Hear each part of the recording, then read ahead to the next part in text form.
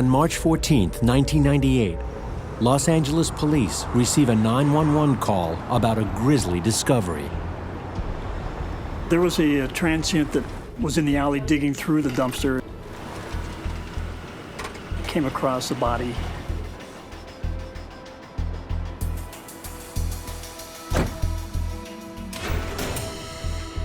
A white male, wrapped in garbage bags, is inside the dumpster. He was curled up in a semi-fetal position. There was no identification on the victim. He was only wearing a blue shirt, pants, and underwear. There was nothing else on the victim. No shoes. Bottom of his feet were clean, which indicated to us that this was probably a body dump and the murder had occurred somewhere else. We saw a star-like pattern, which indicated to us it was probably a contact or close shot to the back of his head.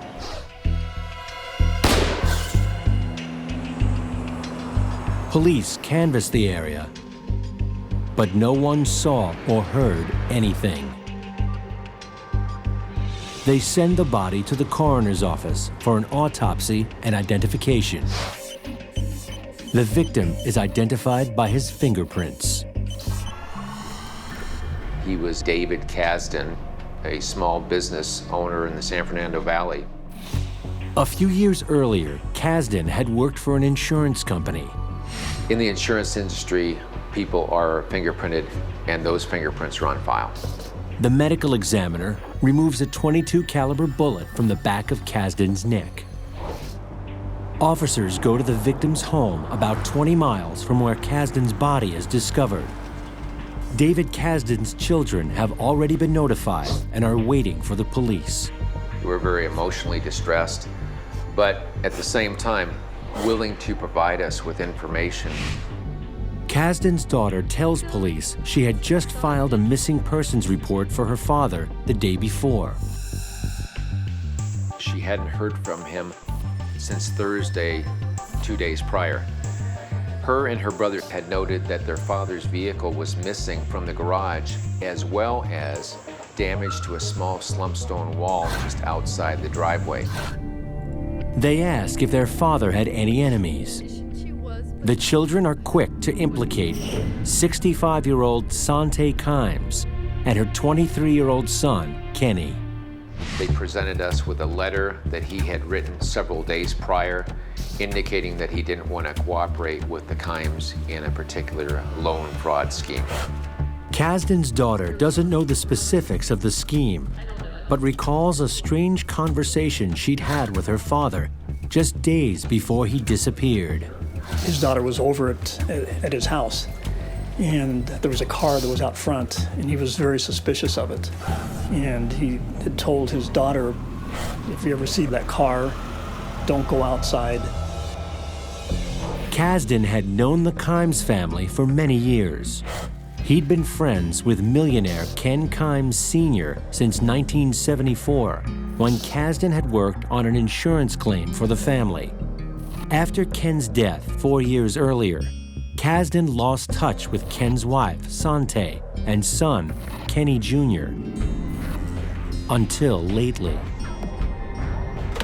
He had been threatened by them recently via telephone messages, personal appearances, and letters that he was to watch out and go along with their plans. Kasdan's daughter gives them paperwork and bank statements to help them investigate the loan fraud scheme mentioned in the letter.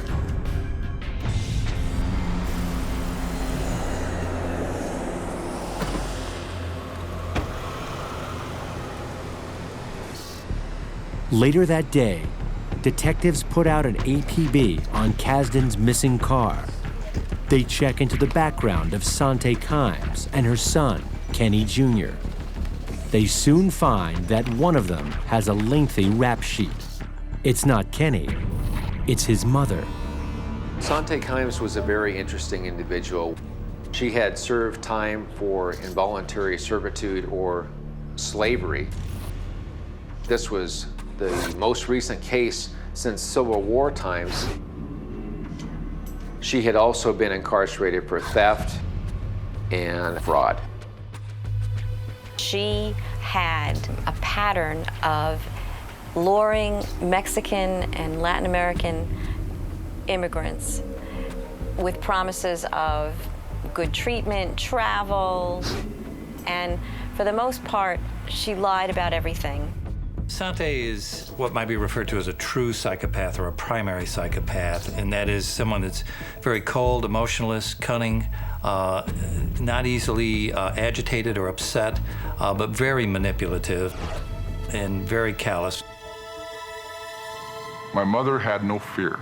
Nothing frightened her. She was a combination of intelligence, wit, charisma, and she could use it for good or for bad. So much is still unknown about her childhood. She had various stories that she would tell through the years. She sometimes would use the story of her childhood to gather sympathy.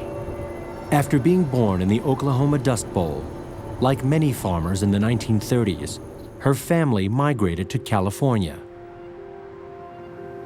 Her father had passed away, and she was left in the care of her mother, and they were not doing well at all. Money was tight. There was rumors of her walking the streets, stealing food to eat. A brief marriage right after high school ends in divorce. She marries again and has a son, Kent, but this marriage also fails. My mother and my father divorced. Then it was just me and Mom for a number of years. 𝙤𝙤 begins shoplifting, and her crimes soon escalate. Check fraud, grand larceny, grand theft auto. She had a pattern through the years of getting into trouble with the law by allegedly taking items that she could have afforded. Some of her friends thought that she liked the excitement, the getting away with, pulling one over on people. When she walked in a room, she got the attention from everybody, men and women alike. She had a resemblance to Elizabeth Taylor, and she played it up to the hilt. And she had the charisma to go with the looks, which gave her a power over men. Police are surprised at her history, but the slavery charges concern them the most because of her violent treatment towards her maids. They would clean already clean floors. She wanted them to sew all the time. She had all manner of rules, and several of them she beat. One she burned with a hot iron. In 1970, 𝙤𝙤 meets and later marries real estate millionaire Ken 𝐼𝐤. She found out about him. He was profiled in a local magazine, and she learned what he liked and tailored herself to fit that image. He liked the color white, so she wore it all the time. He liked the smell of gardenias. That became her perfume. She's projecting the image that she wants you to see. It can be a very charismatic person, a very believable person.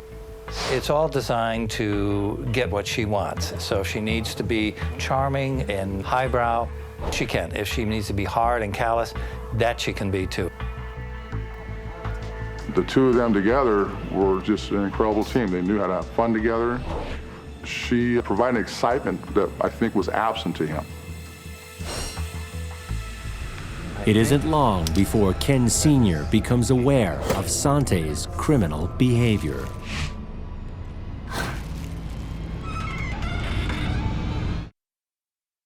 In March 1998, Los Angeles police are investigating con artist 𝙤𝙤 𝐼𝐤 and her son Kenny in the murder of David Kasdan. They learn that even her husband, Ken Sr., contributed to her crimes. I think that Ken 𝐼𝐤 Sr. sort of got seduced into this situation, and he went from being a legitimate business guy to pretending to be an ambassador and engage in these cons and ruses. 5 years later, 𝙤𝙤 gives birth to Kenny Jr. in 1975. My brother Kenny came into the picture when I was 12. He was the heir to the fortune. He was the prince. And that was the reason why she got pregnant. A few years later, the 𝐖𝐤𝐜 family moves to Las Vegas. At an early age, 𝙒𝙗 transforms Kenny into her accomplice.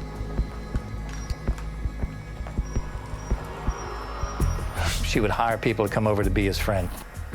She controlled who he could see, when he could see them, how long, who had access to him. For a psychopath, everybody, including their own children, are simply pawns to be manipulated and used. She was molding him. People ask me what was the difference between my upbringing and Kenny's upbringing. I was in more public school, so I had more contact outside of the home. He was tutored in home all the time. She was more than controlling, it was compulsive. But Kenny does get a chance to break away from his mother's tight grasp when 𝙒𝙗 serves her time for slavery. He was around 10 years old when this happened. He saw the detectives come and arrest his mother. It was devastating. That's the time where he gets the best shot at a normal life. He grows closer to his father, who was retired to take care of him, and he enrolled in a good school in Las Vegas and made friends. 𝙒𝙗 returns home after serving 3 years in jail on December 11th, 1989. When she gets released from prison, the old patterns of control emerged again.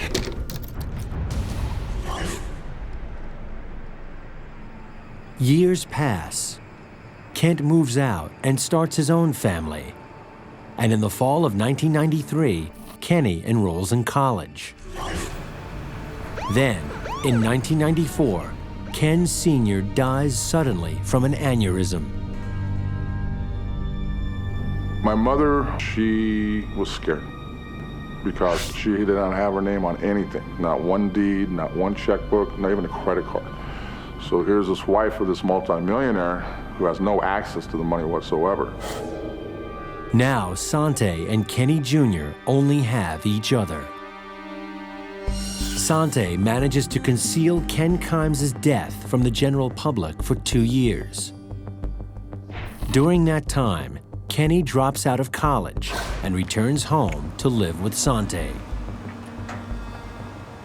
That's when I started becoming aware of how strange things were becoming with my mother and my brother.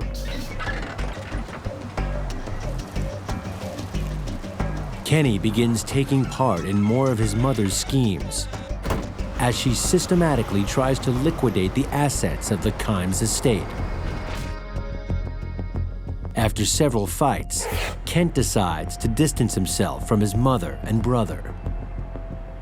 I was kind of watching him change, and it scared me. In Los Angeles, investigators are suspicious of the 𝐖𝐤𝐜's, but need to find a motive in David Kasdan's murder. A few days later, on March 17th, police locate Kasdan's car a mile from the crime scene, but they find little evidence. We believed that 𝙒𝙗 and Kenneth 𝐖𝐤𝐜 were somehow involved in David Kasdan's death. During their investigation, police pieced together the details of the loan fraud scheme. 𝙒𝙗 took a $280,000 loan out on her house in David Kasdan's name. A piece of property on Geronimo Way, just outside the Las Vegas area, which was worth several $100,000. 𝙒𝙗 𝐖𝐤𝐜 had occupied this property for a while prior to this loan fraud. David Kasdan had received a loan book in the mail from this bank saying that he now owed a certain amount of money every month for a loan that he had taken out on a house. He knew that he hadn't taken any loan out, so he contacted the bank to find out what it was all about. Police discover the money had been transferred to an account belonging to 𝙒𝙗's notary, but only $10,000 remain.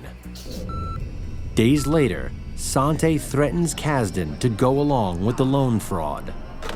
David had had that relationship with her for so many years, he just didn't see how bad she had become. One of the tools that she was very good at using was intimidation.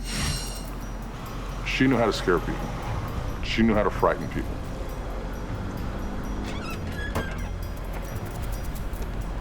Police now have a motive for Kasdan's murder. They check into the Las Vegas house and find it is the subject of an arson investigation, with 𝙤𝙤 and Kenny gone. We went to interview the notary public that had forged David Kasdan's name on the loan documents. She had been told by 𝙤𝙤 𝐤𝐜𝐤𝐼 that she had the power of attorney to sign David Kasdan's name to these loan docs, which was in fact not true. She also tells them that she notarized a new deed for the same house with the name Robert McCarran on it.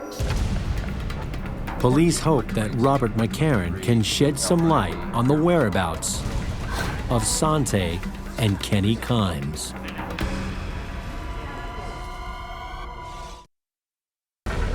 In March 1998, LAPD are following a dangerous trail left by con artist 𝙤𝙤 𝐤𝐼 and her son, Kenny, suspects in the murder of David Kasdan.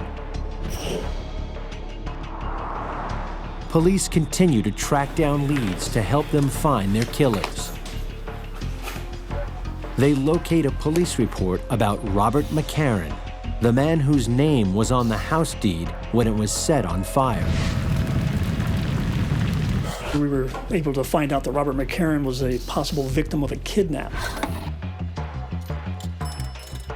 Police uncover a 911 call he made to West Valley, LA police after escaping from 𝙤𝙤 and Kenny 𝐤𝐼.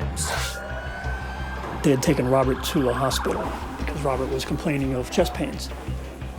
And that was the last contact they had. Robert didn't have a forwarding address. He had no permanent address.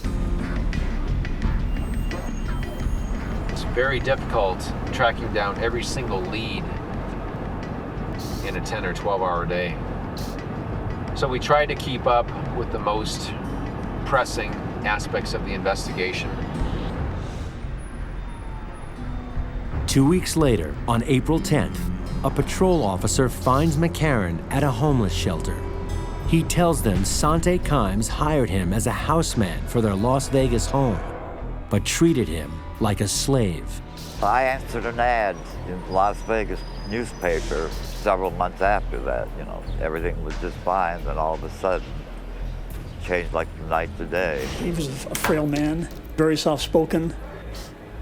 We knew that he didn't have the disposition. He was just not the murdering type of person.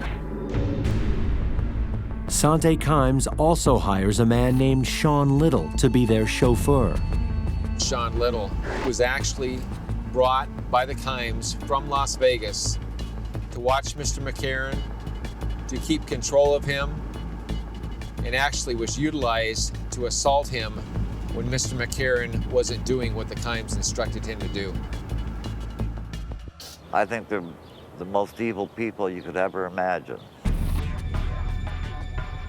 𝙤𝙤 had forged McCarran's signature on the new deed to the Vegas home to take out a $500,000 insurance policy before it burned down.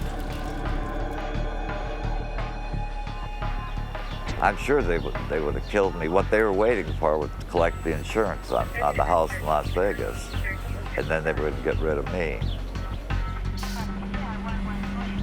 Detectives look for Sean Little, the man who stood watch over McCarran, but can't locate him. Robert McCarran tells investigators about a third man, Stan Patterson, who helped the 𝐤𝐼s move from their Vegas home to West LA before the fire. McCarran leads police to that address.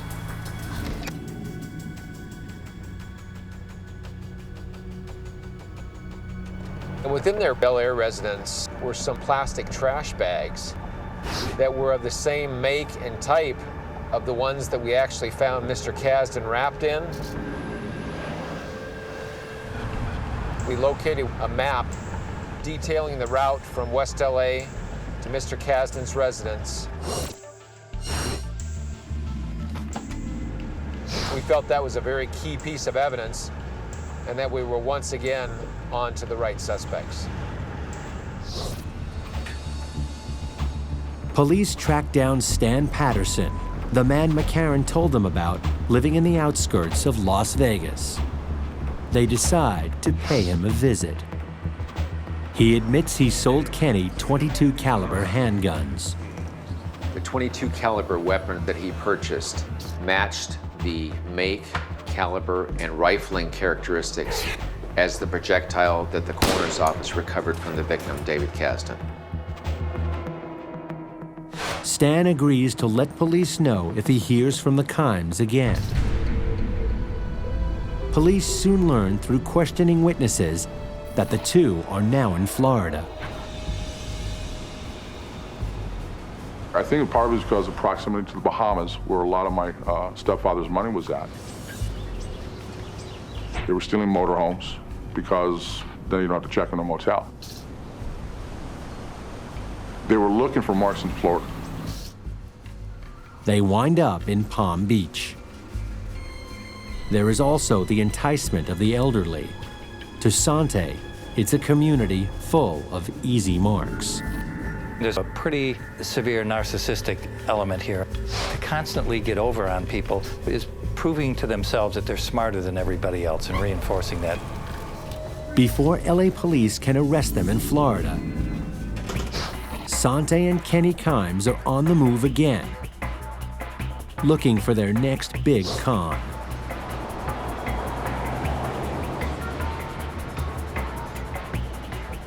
They realized that there was bigger targets in New York City. Irene Silverman, 82, former ballerina, owned a townhouse on East 65th Street.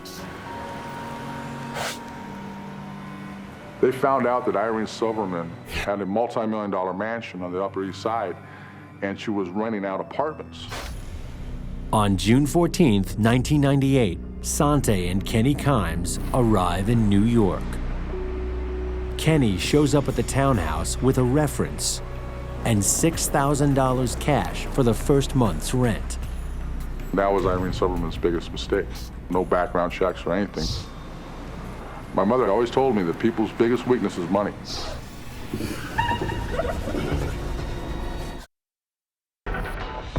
Mother-son team 𝙤𝙤 and Kenny 𝐤𝐼𝐼𝑒𝐿 are in New York, embarking on their biggest con ever. While Los Angeles police are still looking to question them in the murder of David Ksdin.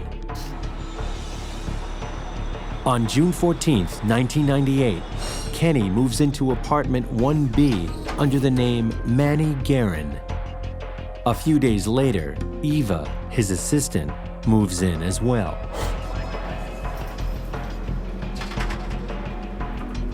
When they moved, they're sort of like a tornado that moves through society with a lot of devastation left in the wake of this. They touch or hurt most everybody that they come in contact with one way or the other.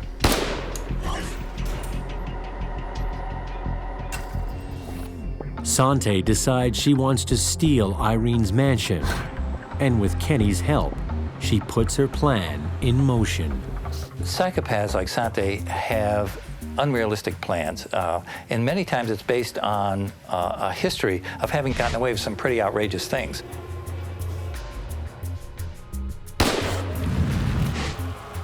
So they begin to think that they're invulnerable and invincible and can do whatever they want, and they'll be able to get away with it. But Irene is suspicious when Kenny doesn't complete his credit application and seems to avoid the security cameras in the lobby. Irene confides in friends about the strange new tenants in 1B. She decides to evict them on July 5th. No one was safe. No one. She could have loved you in January, but if it meant destroying you was going to better her position in July, then you're going to get destroyed.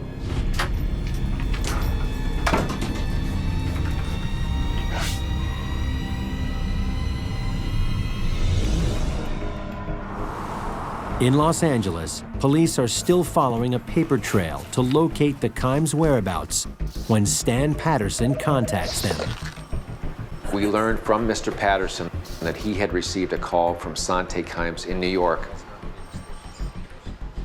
And she wanted Stan to come out to New York so he could manage an apartment building. And I think she said something about bringing his toys, which Stan interpreted as guns. Police don't have enough evidence to arrest them for murder. But there is an outstanding warrant for her arrest in Utah for writing a bad check. We arranged a sting operation for him to fly to New York, meet with the 𝐼𝐤𝐜s, at which point we were going to utilize New York Police Department and New York FBI to take them into custody. Stan plans to meet Kenny and 𝙤𝙤 at a hotel, and from there, they will take him to the property. New York police set up surveillance at the hotel.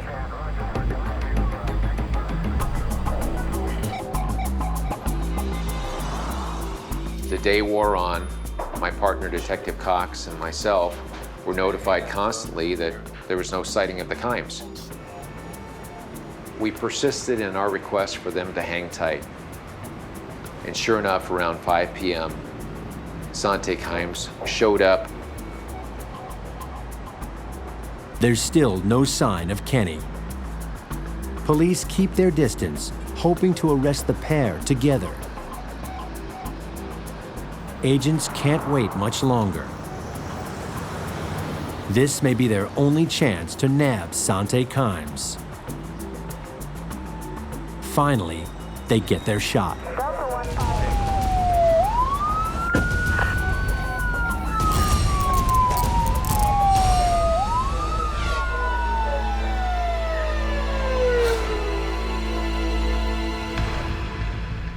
At that moment, across town, the New York police are called to the house of Irene Silverman.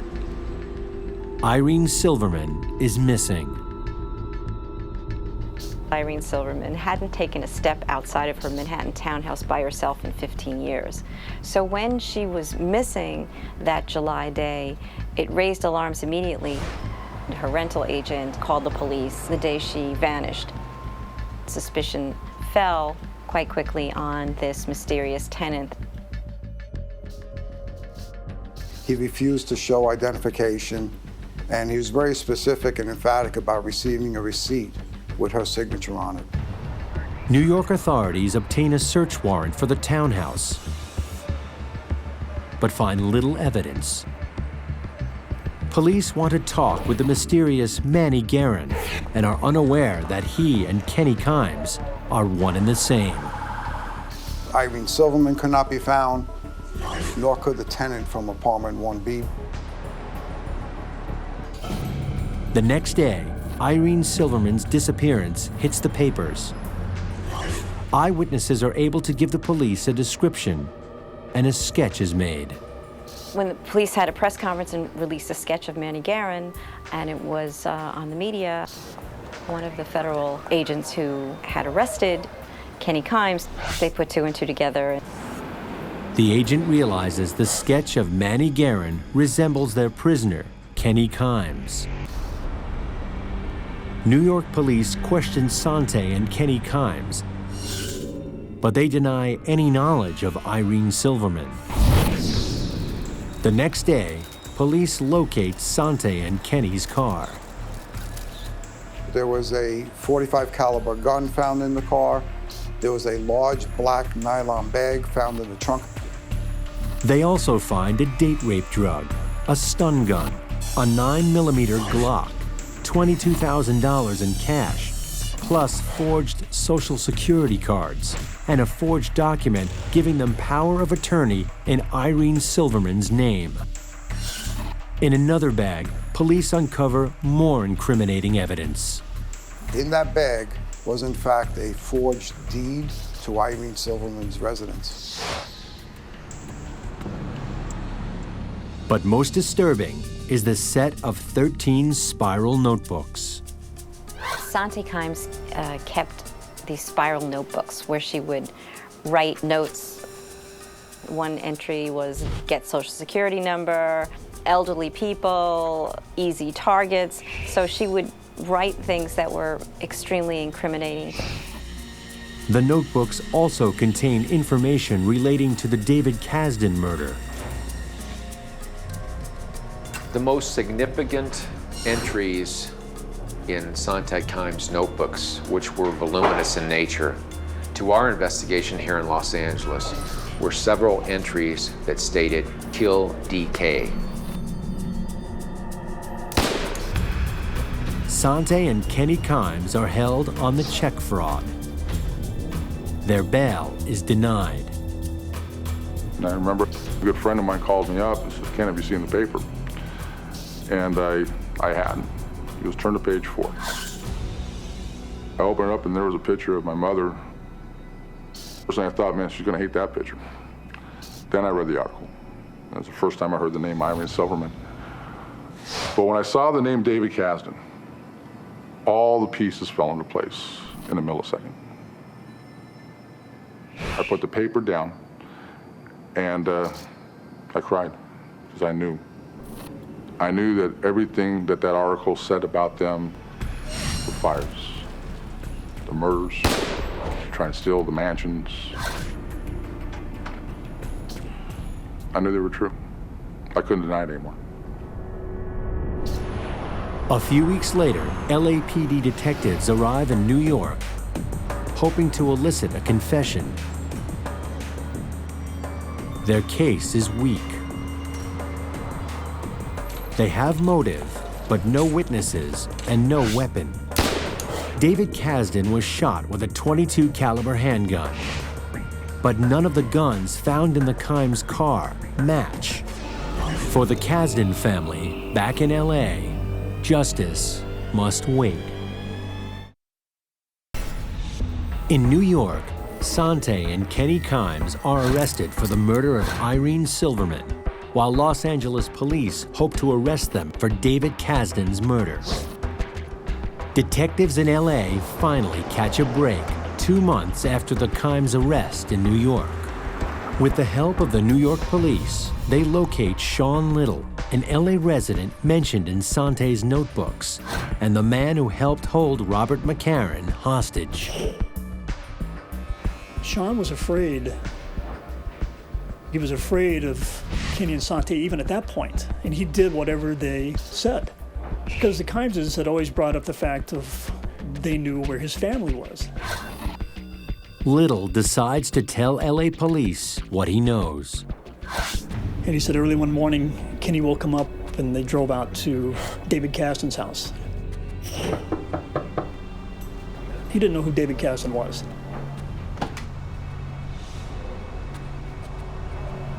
Kenny told Sean to stay outside. Then he saw Kenny go in.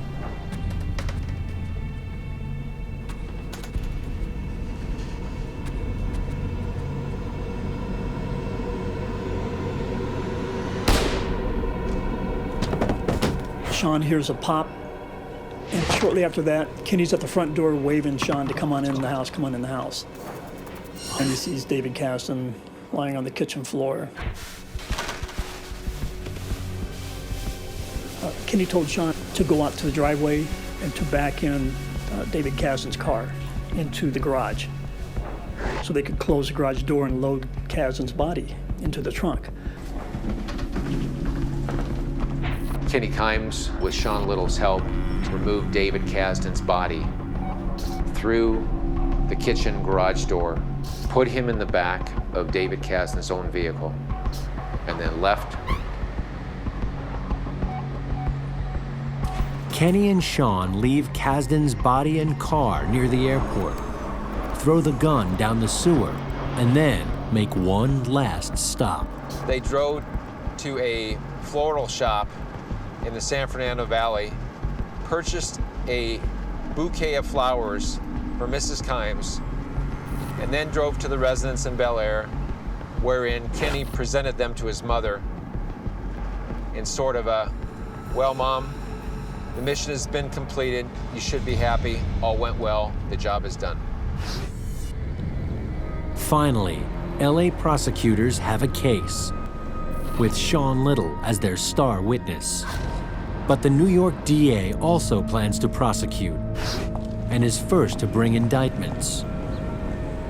On December 16, 1998, 𝙤𝙤 and Kenny 𝐤𝐜𝐤𝐞𝐝 are indicted in New York on 84 separate charges, including the second-degree murder of Irene Silverman, even though her body has not been found. Officials hope the mother and son team will turn on each other in court. You have a murder case in New York that was almost unprecedented. There was no body, there was no confession, there was no DNA. They both plead not guilty. My mother was begging me to come out to New York. There was nothing I could do. I knew they were guilty. I wanted to be a savior, but I couldn't. I knew it was too late for that.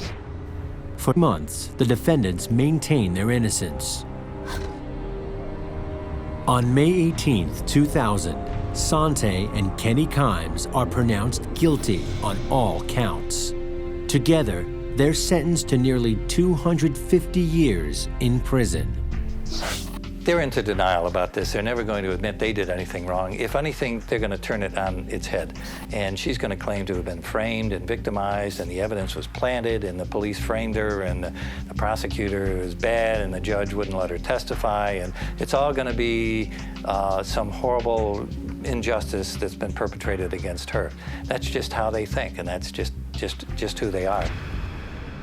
California officials announced plans to extradite the defendants back to LA to stand trial for the murder of David Kasdan.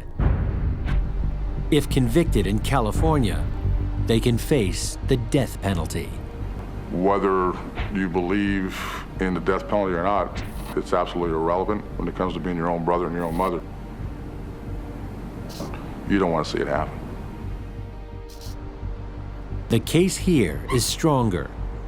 Prosecutors have a body, a motive, and a star witness. The two are extradited and about to stand trial in 2004, when suddenly, prosecutors are blindsided. Sean Little vanishes. When Sean disappeared, we were very upset. Sean was our main witness. Sean was really the center point of our case. With no witness, investigators fear they will not get a conviction. Then, suddenly, Kenny Jr. decides to talk. I remember Kenny telling us that he wanted to talk to us through his attorney because he considered it a circus at this point with his mom. The game was over. Kenny agrees to testify against his mother only if neither one of them will receive the death penalty. And that was a pretty defining moment for both my brother and my mother, because they were attached at the hip for a long time. They were the team, inseparable teams. Over the course of 3 days, Kenny confesses to the murders. We talked to Kenny about the murder of David Kasdan. Kenny tells detectives that Kasdan was going to report them.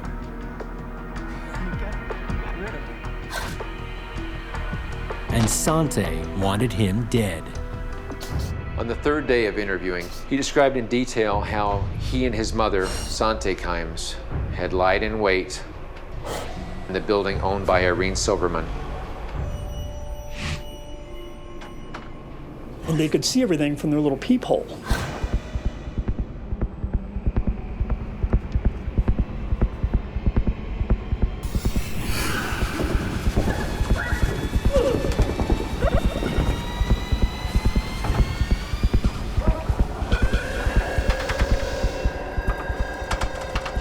And Kenny 𝐤𝐼, with his bare hands, choked Irene Silverman to death. She was 5 foot tall, under 100 pounds, so not a very big woman. He placed her in a large duffel bag, put her on one of those luggage carts, and he just wheeled her down the street. Kenny said, he passed people on the sidewalk, but of course, it looks like he's just rolling a piece of luggage.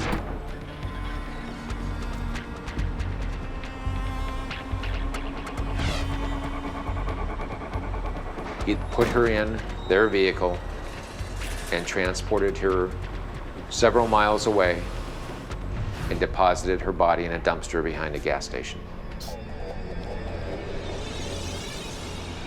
In my 27 years of working as a law enforcement officer in the city of Los Angeles, it was surreal sitting across the table from a sociopath that is describing in detail how he conducted murders, some with the help of his mother, some at the orders of his mother.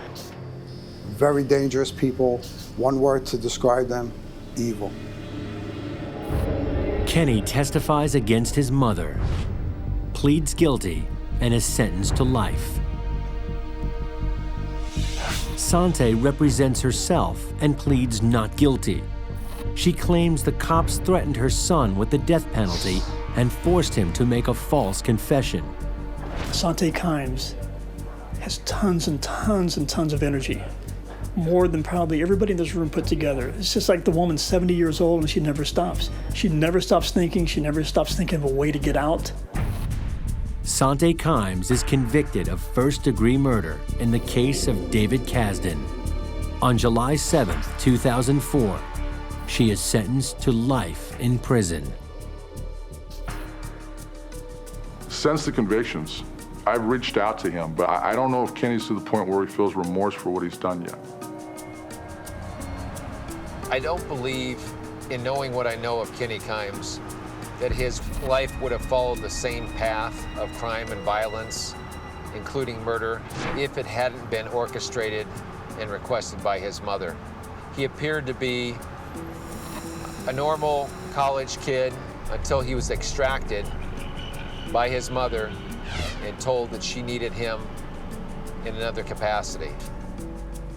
My mother has never confessed. She's never come clean.